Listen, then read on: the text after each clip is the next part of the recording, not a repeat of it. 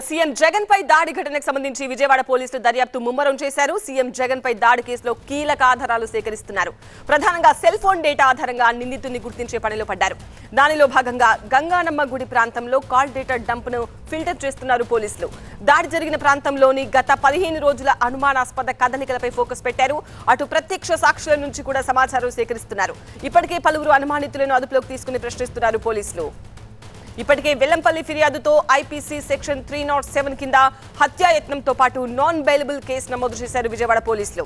దాడి ఘటనపై దర్యాప్తుకు 20 మందితో 6 ప్రత్యేక బృందాలు ఏర్పాటు చేశారు పోలీసు ఉన్నతాధికారులు. ఇప్పటికే సీసీ ఫుటేజ్ స్వాధీనం చేసుకున్నారు. స్కూల్, టెంపుల్ మధ్య ఉన్న ఓపెన్ ప్లేస్ నుంచి సీఎం జగన్ పై దాడి జరిగినట్టు పోలీసులు ప్రాథమికంగా నిర్ధారించారు. దాడి సమయంలో భారీ శబ్దం వచ్చిందని స్థానికులు చెప్తున్న నేపథ్యంలో ఘటనా స్థలంలో సీన్ రీకన్స్ట్రక్షన్ చేస్తున్నారు. ఎయిర్ గన్ తో దాడి జరిగిందా అనే కోణంలో కూడా దర్యాప్తు చేస్తున్నారు. అటు సింగ్ నగర్, వివేకానంద స్కూల్ పరిసరాలను డ్రోన్ తో వీడియో రికార్డ్ చేశారు. ఎక్కడి నుంచి దాడి జరిగింది, నిందితులు ఎటు పారిపోయారు అనే దానిపై ప్రత్యేక బృందాలతో స్పెషల్ ఫోకస్ పెట్టారు విజయవాడ పోలీసులు. ఏడాదిగా ప్రయత్నించిన సంతానం కలగలేదా? నోవా IVF లో ఫెర్టిలిటీ ఎక్స్పర్ట్స్ ను కలవండి. మాతృత్వం కల నెరవేర్చుకోవడానికి ఉచితంగా సంప్రదించండి.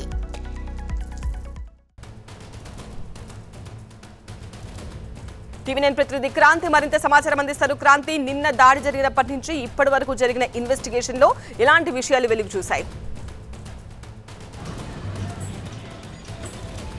దాడి జరిగిన సమయం నుంచి ఇప్పటి వరకు కూడా పోలీసులు ముమ్మరంగా దర్యాప్తు చేస్తూనే ఉన్నారు. 6 ప్రత్యేకమైనటువంటి బృందాలను ఏర్పాటు చేశారు. కేసు ఇన్వెస్టిగేషన్కి సంబంధించి అన్ని కోణాల్లో దర్యాప్తు చేస్తున్నటువంటి పోలీసులు ఇప్పటివరకే కొన్ని కీలకమైనటువంటి ఆధారాలు సేకరించినట్టుగా కూడా మనకు తెలుస్తోంది. దాదాపు 30 మందికి పైగా అక్కడ ఘటనా స్థలంలో ఉన్నటువంటి వారిని పిలిచి విచారిస్తున్నారు. అక్కడ ఎవరైతే దాడి చేశారో అనే దానికి సంబంధించి వారిని గుర్తించేటటువంటి ప్రయత్నం కూడా కొనసాగుతుంది. అయితే ఇప్పటి వరకు కూడా ఎవరు దాడి చేశారో అనే దానికి సంబంధించి కూడా పోలీసులు ఎలాంటి ఆధారాలు సేకరించలేకపోయారు. కొంతమేర దాడి జరిగినటువంటి ప్లేస్ ఏది, ఘటన జరిగినటువంటి ప్లేస్ నుంచి ఎంత దూరంలో దాడి జరిగింది అనే దానికి సంబంధించి ఒక ఆధారంగా ఒక ప్లేస్ని అయితే ఐడెంటిఫై చేశారు. సో ప్రాథమికంగా అయితే ఆ ప్లేస్ని స్కూల్కి అండ్ అలాగే గుడికి మధ్య ఉన్నటువంటి ప్లేస్ని ఒక మార్క్ చేయడం కూడా జరిగింది. ఇప్పటికే ఆ ప్లేస్కి సంబంధించి కూడా సీన్ రీకన్స్ట్రక్ట్ చేశారు. దాంతోపాటు ఘటనా స్థలంలో ఉన్నటువంటి స్థానికులు ఇచ్చినటువంటి స్టేట్మెంట్స్ని కూడా రికార్డ్ చేశారు. దాంతోపాటు సీఎం జగన్తో పాటు పక్కనే ఉన్నటువంటి వెల్లంపల్లి అండ్ అలాగే ముఖ్య నేతలు ఎవరైతే ఉన్నారో వాళ్ళందరి దగ్గర కూడా స్టేట్మెంట్ని రికార్డ్ చేశారు. ఇచ్చినటువంటి కేసు చూసుకుంటే కనుక మొత్తం 307 ఐపీసీ కింద కేసు నమోదు చేశారు. అటెంప్ట్ టు మర్డర్ కింద కేసు నమోదు చేసినటువంటి పరిస్థితి కనిపిస్తోంది. మరో పక్కన కీలకంగా ఈ ప్లేస్ లోనే దాడి జరగడం వెనుక ఏదైనా కుట్ర దాగుందా? గత కొద్ది రోజులుగా 15 రోజులుగా ఇక్కడ ఉన్నటువంటి అనుమానితంగా ఉన్నటువంటి వ్యక్తులు ఎవరైనా ఉన్నారా? దాంతోపాటు కాల్ డేటా, ఈ యొక్క లొకేషన్ లోనే కాల్ డేటా వాళ్ళ ఈ యొక్క అటెంప్ట్ కు సంబంధించి పూర్తి స్థాయిలో అనుమానాస్పదంగా ఉన్నటువంటి వ్యక్తులతో పాటు కాల్ డేటాను కూడా సేకరించేటటువంటి పనిలో పడ్డారు. ముఖ్యంగా దాడి జరిగిన తర్వాత కొంత నివేదికను ఇప్పటికే ఈసీ నుంచి ఆదేశాలు వచ్చినటువంటి నేపథ్యంలో సిపి కూడా ప్రాథమికంగా నివేదిక పంపించారు. ఒక పక్క స్థానికులు ఇక్కడ దాడి జరిగినటువంటి సమయంలో పెద్ద శబ్దం వచ్చిందని కూడా చెప్తున్నటువంటి పరిస్థితి. కాబట్టి ఒక ఎయిర్ గన్ తో దాడి జరిగిందా, లేదు అంటే కనుక ఒక పదునైనటువంటి రాయితో దాడి జరిగిందా అనేటటువంటి కోణంలో కూడా పోలీసుల దర్యాప్తు కొనసాగుతుంది. మరోపక్క వెల్లంపల్లి శ్రీనివాస్ ఇప్పటికే ఫిర్యాదులో కీలకంగా ఖచ్చితంగా దాడి జరిగినటువంటి సమయం కుట్రపూరితంగానే జరిగింది, కక్షపూరితంగానే చంపాలనేటటువంటి ఉద్దేశంతోనే టార్గెటెడ్ వ్యక్తులతో ముందస్తుగానే ప్లాన్ ప్రకారం దాడి చేశారని చెప్పి కూడా ఫిర్యాదు ఇచ్చినటువంటి పరిస్థితి. కాబట్టి ఇచ్చినటువంటి ఫిర్యాదుతో పాటు రాత్రి దాడి జరిగినటువంటి సమయంలో స్థానికులు ఇచ్చినటువంటి స్టేట్మెంట్స్తో పాటు పోలీసులు క్లూస్ టీమ్ సేకరించినటువంటి ఆధారాలతో పాటు సీసీ కెమెరా ఎవిడెన్స్ ఏదైతే ఉందో వీటి ఆధారంగా పోలీసులు పూర్తి స్థాయిలో దర్యాప్తు చేస్తూ ఉన్నారు. సో ఉదయం నుంచి ఇప్పటి వరకు కూడా ప్రత్యేకమైనటువంటి బృందాలు మనం ఇక్కడ చూడొచ్చు. ఎక్కడికక్కడ టీమ్స్ ఉన్నాయి.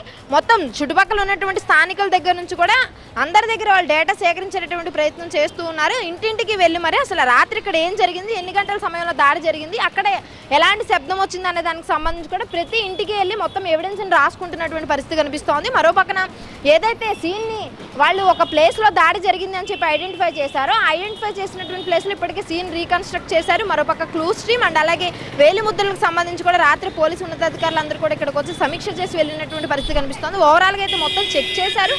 సో వాళ్ళకి దొరికినటువంటి ఆధారాలే కాకుండా ఏరియల్ వ్యూ, ముఖ్యంగా డ్రోన్స్తో మొత్తం aerial view photos visuals and అలాగే అన్నిటిని కూడా తీసుకోవడం జరిగింది. ఎందుకంటే దాని ద్వారా ఎటువైపు నుంచి వచ్చేటటువంటి అవకాశం ఉంది, దాడి చేసి ఎటువైపు పారిపోయేటటువంటి అవకాశం ఉంది, ఎక్కడెక్కడ నుంచి సీసీ కెమెరాలు విజువల్స్ తీసుకునేటువంటి అవకాశం ఉంది అనే కోణంలో కూడా పూర్తి స్థాయిలో విచారణ అయితే జరుగుతుంది. ఎందుకంటే స్కూల్ ముఖ్యంగా దాడి జరిగినటువంటి ప్లేస్ నుంచి స్కూల్కి కొంచెం దూరం మాత్రమే ఉంది, 10-15 మీటర్స్ దూరం మాత్రమే ఉంది. కాబట్టి సో దాడి జరిగినటువంటి సమయంలో పదునైన ఆయుధంతోనే దాడి చేయగలుగుతారు. కాబట్టి చేసినటువంటి వ్యక్తి కూడా ఖచ్చితంగా అనుభవం ఉన్నటువంటి వ్యక్తి అయి ఉండాలని కూడా పోలీసులు భావిస్తున్నారు. ఎందుకంటే సీఎం జగన్ కి కంటిపైన దాడి జరిగింది కాబట్టి అక్కడ గాయం యొక్క పరిస్థితి చూస్తే కనుక ఖచ్చితంగా ఒక పదునైన రాయితోనే దాడి జరిగి ఉండొచ్చు కూడా అని కూడా పోలీసులు ప్రాథమికంగా భావిస్తూ ఉన్నారు. కాబట్టి దీనికి సంబంధించి పూర్తి స్థాయిలో ఆధారాలు సేకరించే విధంగా కూడా క్లూస్ టీమ్ అండ్ అలాగే మొత్తం 6 ప్రత్యేకమైనటువంటి బృందాలు పూర్తి స్థాయిలో కేసుకు సంబంధించి దర్యాప్తు అయితే కొనసాగిస్తారు.